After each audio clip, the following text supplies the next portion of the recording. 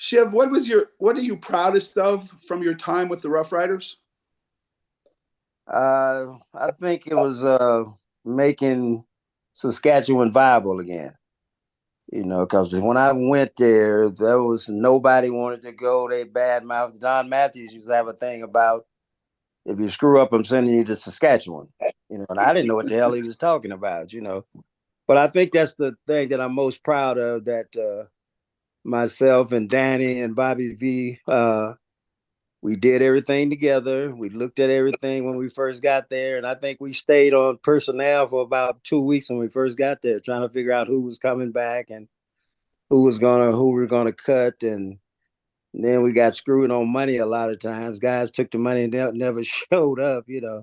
So I think that's the thing I'm most proud of, to turn it around and get it going in the direction that all I'd heard about when I first came to Canada was Saskatchewan. Roy, part of your legacy is still the fact that you and Danny were the first all-black management team in professional football. Is that fair to be part of your legacy? I know that you'd rather have won Grey Cups and everything, but is that still a huge thing? Well, I think it set a trend, because now I'm looking at the CFL. You got presidents, vice presidents, head of different divisions of the football club, and they're doing it in the NFL now. So I'm proud of that. Whatever it means, I'm proud of it. But I knew what I was going to do when I first took the job. I was going to get me a black head coach. I knew that. And I made no bones about it. And I had worked with Danny at Calgary, so he was the one. But, I had heard about it, and we had a workout in Georgia, Georgia Tech, I think it was, wasn't it? Yeah. And he threw the hell out the ball, and I'm like, hey, this is the guy we need. We need to take a look at him. So that was, it was just one of those things. I had read about him, I'd heard about him and stuff, but when he came to the camp in Georgia, he threw the hell out the ball down there. So I said, hey, let's get him signed up, and that's what happened. We were down needs of quarterback there too. How does it make you feel now to think that in one trade and one day you traded for two quarterbacks who went on to win a Grey Cup or quarterback the Roughriders as a starter in a Grey Cup victory? Well, who was the other one? Kerry Joseph. Kerry is who is he working for? He's in NFL now, isn't he? Chicago. He's the quarterback coach of the Bears.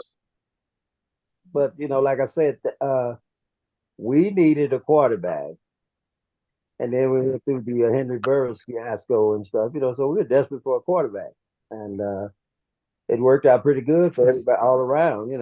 The thing that Saskatchewan, it was so bad. I can't even explain it to you. It was so bad. And what's the coach at the University of Texas now? Steve Sarkisian. He owes me some money. All the money he's making now, he should give me part of it because we cut him. We cut him when we sat down and went over the whole roster. And Daddy and I said, that's well, he's not gonna play. He can't play and everything, so he needs to pay me. But we went through the first 2 weeks of nothing but going through contracts and players that we wanted to bring back and didn't want to bring back. And we knew what our weaknesses was, and where we needed help at, and it was just about everywhere. So that's what I feel great about, is how we went from nowhere to somewhere. And the only thing that ticks me off is I couldn't finish the job, because we should have won 2 Grey Cups while we were there. We got screwed in B.C. On the catch by what's his name? What's the kid from Regina? Slot back. Claremont. Yeah. They said Jackie pulled his face mask or something. He never touched him. And then we miss an extra point in the field goal in another game and get beat, stuff like that. But I'm proud that I left them in real good shape. But I knew they were going to win the championship the next year. I knew it because I kept telling Danny and them, I said, hey, we're going to mess around and get fired, and they're going to win the championship with the same people that we had. And that's what happened. What does it mean to you to finally have this happen? Well, I never thought it was going to happen. First of all, So it was kind of shocking and surprising when I first heard about it, but I'm thrilled. I wish I could take Bobby V and Danny in with me because we worked as a team. Everything we did as a team. That's one thing I liked about Roy Shivers. I included everybody on my staff and everything and every decision we made. And Danny was he knew the rules better than I did in terms of waiver wires and stuff like that. So we consulted on everything. He and I and Bobby V. And I wish, he deserves as much credit as I do. You know what I mean? But I liked the group I had, and like I say, we all worked together. We pulled together, and finally turned it around. Yeah, he's done a good job at Texas. He's the assistant head coach. I usually talk to him about once every 2 weeks or something. I got more Texas paraphernalia now. Everybody think I'm a big Texans fan, but I'm proud of him. I'm proud of Richie Hall too. Richie's done a hell of a job. I see he's kind of stepped back a little over there in Winnipeg, but Danny, I'm looking for him to go even further. Because nobody ever knew he was a quarterback in Canada at the Texans, and when he was with the other NFL, they didn't even know he was a quarterback. And I guess the guy finally looked at his resume when he came over, the new coach, and moved him up to assistant head coach, but they never looked at his resume and knew he was a quarterback. And Danny has a great mind, and like I say, the thing at the Saskatchewan, I'm pissed off more than anything is because we couldn't win a championship. Uh, I won 3 at Calgary and 2 at BC. Was in the finals every year, and we had just gotten to the point where we were being consistent.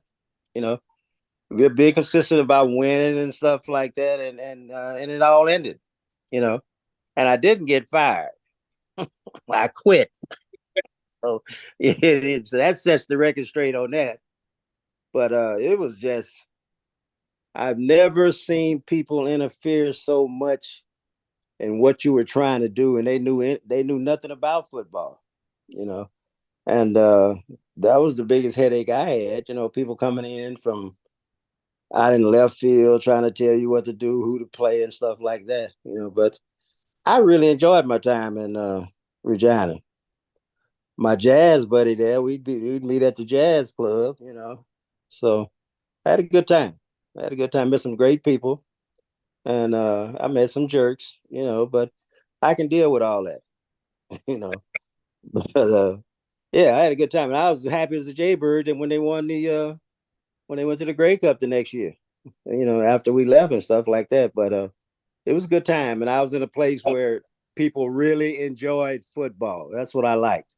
Because in BC, you're playing in a 60,000 seat stadium with 15,000 people in it. They don't care. They go out after the game to dinner downtown Vancouver and stuff. But in Saskatchewan, just like Green Bay, I call it the Green Bay of Canada.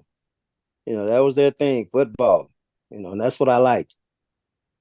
Well, I was in shock, first of all, because I never thought it would happen with all the things that gone on in the past. And I was happy, and I was kind of satisfied. I said, at least they finally understand that I did a halfway decent job while I was there. You know what I mean? And I appreciate that. But I never thought it would happen.